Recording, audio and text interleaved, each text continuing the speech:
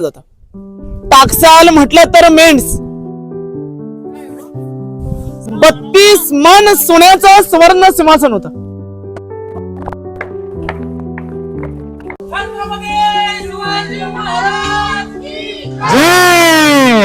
छत्रपती शिवाजी महाराज की जय. जय भवानी. जय शिवाजी. समोर आपल्याला एक दुकानमध्ये एक विटांचा रूम पाहायला भेटतो ना. त्या विटांच्या रूमला इतिहासामध्ये टाकसाल असं म्हटलं जातं. टाकसाल म्हटलं तर मेंढस, त्या कालची राजमुद्रा, मुद्राने होऊन ढबू पैसा त्या ठिकाणावरती छपाई केली जायची. आताच्या काळामध्ये आपल्या इथं रिझर्व्ह बँक आहे ना, पहिली स्वराज्याची ती रिझर्व्ह बँक आहे. आताच्या आपल्या रुपयावरती काय लिहिलं जातं? सत्यमेव जयते. त्यावेळेस आपल्या महाराजांची राजमुद्रा छपाई केली जायची. ही राजमुद्रा अशी होती की प्रतिप चंद्र लेखे व वर्धिष्ठ विष्णू वंदिता शहा सुन्मशा मुद्रा भद्रा राजते. त्याचा मराठीत अर्थ असा होतो की प्रतिकेलेचा चंद्र जसा कोरेप्रमाणे वाढत जातो, तसं शहाजी राजांचे पुत्र छत्रपती शिवाजी राजे यांचं हिंदवी स्वराज्य हे कलेकलेने वाढत जावे, त्यामागची राजमुद्रा त्या ठिकाणावरती छपाई केली जायची. मग त्याला टाकसाल असं म्हटलं जातं. समोरच्या सलग एक मुनोरा पाहायला भेटतो ना, त्याला अष्टकोनी मनोरे. आपल्या महाराजांच्या राजवाड्याची सज्जा गॅलरी, आताच्या काळामध्ये बाल्कनी म्हटली जाते ना, तशा टाईपची ती बाल्कनी आपले महाराज त्या ठिकाणावरती हवा खाणे करता यायची. समोर आपल्याला हा चौकोनी रूम पाहायला भेटतो ना, या चौकोनी रूमला इतिहासामध्ये खलबतखाना असं म्हटलं जातं. खलबतखाना म्हटलं तर चेंबर फॉर सिक्रेट डिस्कशन. महाराजांचे गुप्तहेर कोण? बहिरूपी बहिर्जी नाईक हे वेगवेगळ्या गावांमध्ये वेगवेगळ्या वेशांतरामध्ये जायचे. जिथली काही माहिती भेटन इथे खाली 11 सड्या उतरलात ते एक 8x10 खाली अंडरग्राउंड एक रूम आहे.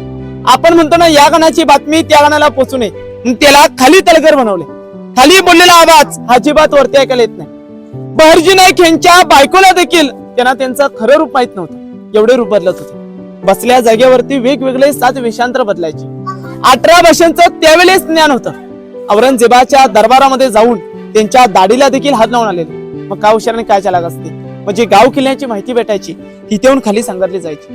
बहिर्जी नाईक आणि महाराज दोघे जण चर्चा करू शकतात, एवढाच एक रूम आहे बघा. खालच्या साईडला 2 स्तंभ पाहायला भेटतात ना, एकाचं नाव आहे विजय स्तंभ, दुसऱ्याचं नाव आहे सप्त मनोरे.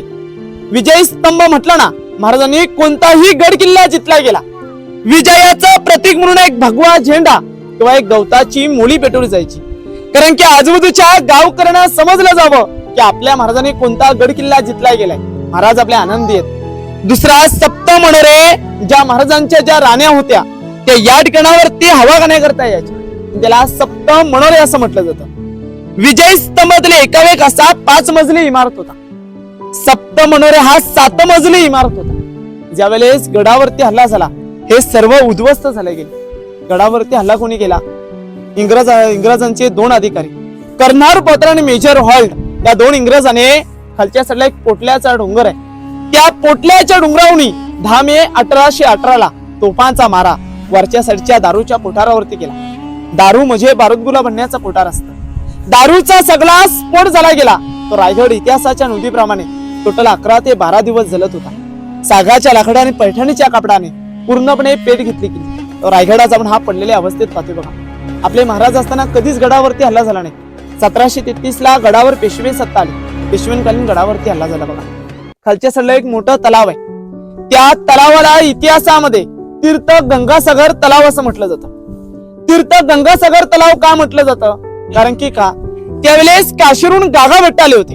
याने आपल्या महाराजांच्या राज्याभिषेकासाठी 7 नद्यांचं 7 समुद्रांचं पाणी आणलं होतं. राज्याभिषेकहून जे पाणी उरलं ते पाणी ह्या तलावामध्ये सोडलं गेलं. पाणी टाकताना एक छोटीशी एक कविता रचली. ती कविता अशी आहे: गंगा यमुना आणि नर्मदा यांच्या आल्या साऱ्या बहिणी, आणले 7 नद्यांचे 7 समुद्रांचे पाणी, जलिले झाली तीर्थांची घरे, नाव तयाचे तीर्थ गंगासागर. 32 फूट खोल आहे. वर्षाच्या 12 महिने पाणी असतं बघा. या रायगड किल्ल्याचं एक एवढं वैभव आहे की गडावर 2 वर्षे पाऊस नाही पडला तरी गडावर पाण्याची टंचाई येत नाही, एवढं गडावरती पाणी उपलब्ध आहे. 11 तलाव आणि 84 पाण्याच्या टाकीत. हो म्हणजे 11 तलाव का खोदली गेलीत? या आपल्या महाराजांची दूरदृष्टी, महाराजांचा गनिमी कावा जो 11 तलाव जो कालापाशी निघाला, म्हणजे दगड हा इमारतींसाठी वापरला गेला. उतरत्या भागाला खड्डा पडला, त्याला आडवी भिंत बांधली गेली. स्वदेश होण्याची स्कीम आहे बघा.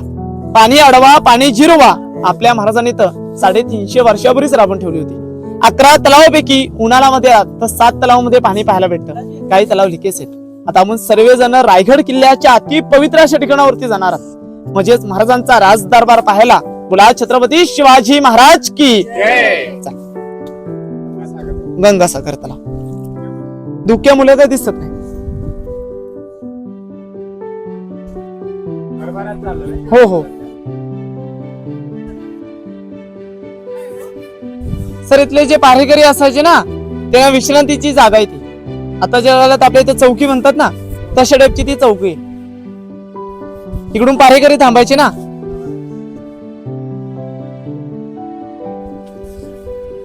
नाईटला दिवसाचं म्हटलं तरी 6-7 लाख पब्लिक येतं रायगडावर. हो आम्ही पण गेल्या वर्षी आलेलो, पण ती गर्दी बघून आम्हाला येता नाही आलं. हा, गर्दी लय होती ना.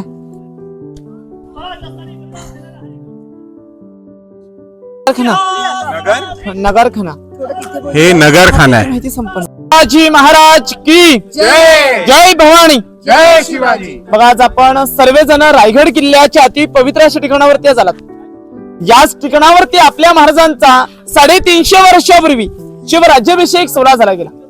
तारीख होती 6 जून 1674.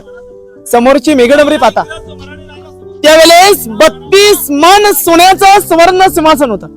एक मन म्हटलं ना 40 किलो, असं 1280 किलो सोन्याचं सिंहासन होतं. ज्यावेळेस 1280 किलो ज्यावेळेस रायगडाला वेढा घातला, औरंगजेबाचा सरदार जुल्फिकार खान याचं टोपण होतं इतिहास खान, आणि 3 नोव्हेंबर 1689 रोजी घणाचे घाव घालून त्याला विचलून नेलं गेलं. मग त्याची प्रकृती दिसण्याकरता भारताचे 7वे राष्ट्रपती डॉक्टर ग्यानी जलसिंग आणि 1985 मध्ये वरची मेघडंबरी बसवण्यात आली. ज्या आतमधली महाराजांची मूर्ती पाहता, ही मूर्ती 600 किलोची मूर्ती आहे.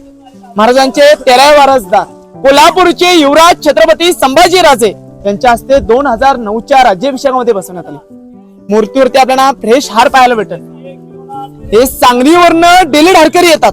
किती वादळ वारा असला व किती पाऊस असला तरी पहिला हार त्यांच्या हस्ते चढवला जातो. रोज येतात, रोज रोज रोज. शिवप्रतिष्ठान भिडे गुरुजी यांची गडावरती डेली ढारकरी येतात. 32 वर्ष झाले तरी पहिला हार त्यांच्या हस्ते चढवला जातो. आपल्या सर्वांच्या घरामध्ये आपल्या महाराजांच्या राज्याभिषेकाचं एक छायाचित्र असेल बघा.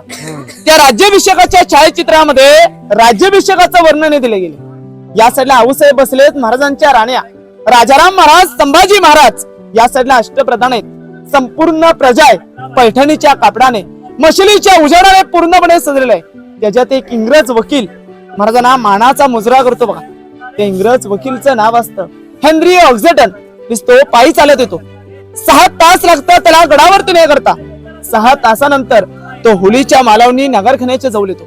नगरखान्याच्या जवळ आल्यानंतर त्याला समोर 2 बलाढ्य हाचे हत्तीबंत आश्चर्यचकित होतो. इथले पालकरी असतात नारायण शेनवी.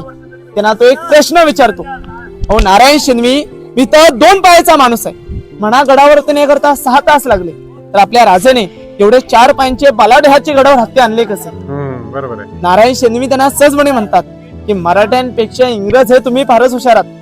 तो त्याच्या डेली मध्ये लिहून ठेवतो की आपल्या महाराजांनी 2 हत्तींची पिल्ले ही लहानपणी पालखीत बसून आणली आणि त्यांचं गडावरती पालनपोषण केलं.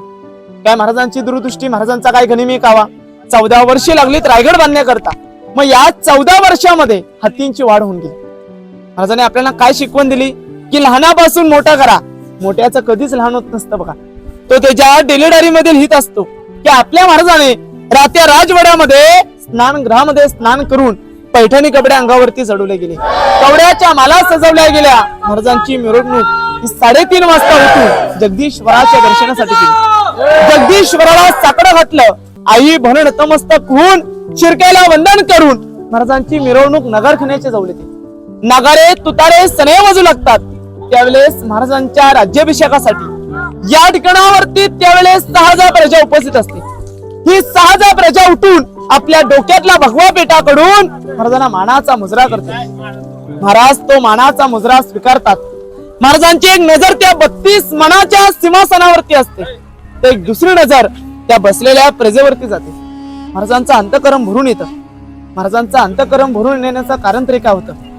कारण होतं त्या वीर मावल्यांवर, त्या वीर सरदारांवर आपल्या राजाने एवढं मोठं हिंदवी स्वराज्य उभं केलं. ते वीर मावले या 6000च्या प्रजेमध्ये कुठे दिसत नव्हते. दिसत होत्या त्या फक्त त्यांच्या विधवा बायका आणि त्यांची लहान लहान लेकरं. समोरच्या काही 4 बाऱ्या चढताना महाराज नक्की साहेबांना म्हटले असते की आऊसाहेब, या हिंदवी स्वराज्याची पहिली बारी चढतास आम्हास आमचे माऊली आठवतात. की आऊसाहेब, या हिंदवी स्वराज्याची पहिली बारी चढतो ते आमचे तानाजी मालुसरे. की महाराज, आधी लगीन कोंडाण्याचं मगच माझ्या रायबाचं असे म्हणणारे आमचे तानाजी मालुसरे. जी मी दुसरी पायरी चढतो ती लाख मेलं तरी चालतील, पण लाखांचं पोशिंदारे जगलंच पाहिजेत असे म्हणणारे आमचे बाजीप्रभू देशपांडे. जी मी तिसरी पायरी चढतो ती नेसरीच्या खिंडीत नुकतेच मारले जाणारे आमचे प्रतापराव गुजर अशा वीर सदरांची नावे घेत मारे लटलटल्या पायऱ्याने सिंहासनावर ते आरूढ आरूढ झाल्यानंतर महाराजांच्या अति विष्णूची मूर्ती दिली जाते. विष्णू म्हटलं तर काय जगाचा पोशिंदा. हजारो मोहरा महाराजांच्या अंगी उडवले जातात. जे गागा भट्टाने 7 नद्यांचं 7 समुद्रांचं पाण्याने जातं त्याचा राज्याभिषेक घातला जातो. महाराज आपले सिंहासनावरती आरूढतात. नगर खण्यावरती नगारे तुतारे सनई वाजू लागतात. महादरवाजे तिथे 21 तोफांची सलामी दिली जाते. तेवढ्यात एक झुलपिकदार एक ललकारी देतो. ही ललकारी झाली का लास्टला आपण सर्वांनी जय बोलायचं.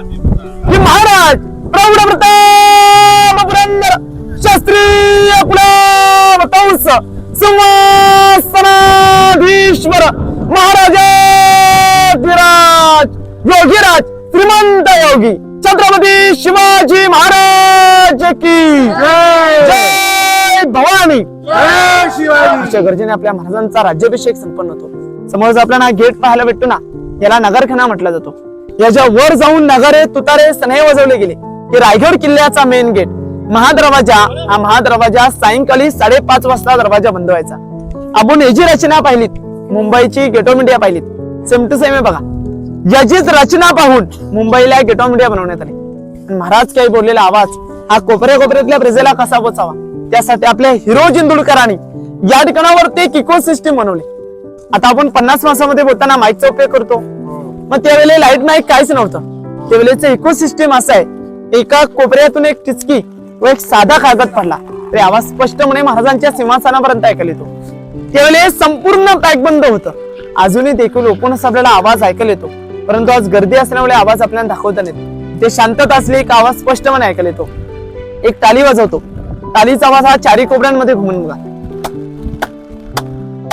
त्याला इको सिस्टीम म्हटलं जातं. कुठल्याही कोपऱ्यातून हलवत बोला, आवाज स्पष्टपणे ऐकायला येतो. सर्वांनी तिथे जाऊन चपला खाली काढा, दर्शन घ्या. पुढे आपण होलीचा माल पाहायला जाऊ. बोला छत्रपती शिवाजी महाराज की जय. जा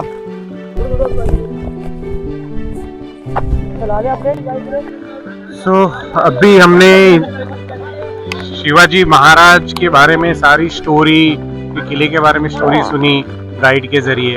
और ये देखिए यहाँ पे शिवाजी महाराज की प्रतिमा स्थापित की गई है. यहीं पे उनका सिंहासन था जिसके बारे में अभी हमें गाइड ने बताया.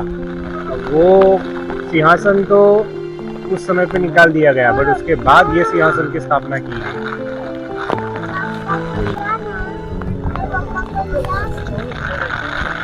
थोड़ा सा दोस्तों मेरे क्लियरिटी के लिए थोड़ा मुझे माफ़ करना. रीज़न बीइंग यहाँ पे फॉग बहुत ज़्यादा है, तो इससे ज़्यादा यहाँ पे क्लियरिटी नहीं आ रही है.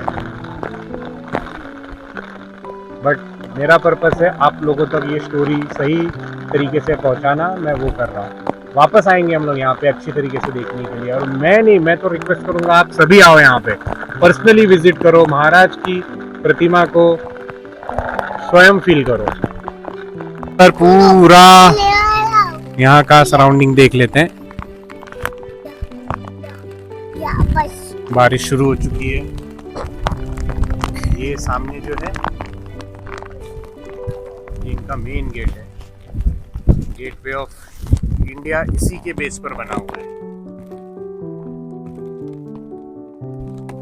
चलो अभी हम लोग आगे चलते हैं.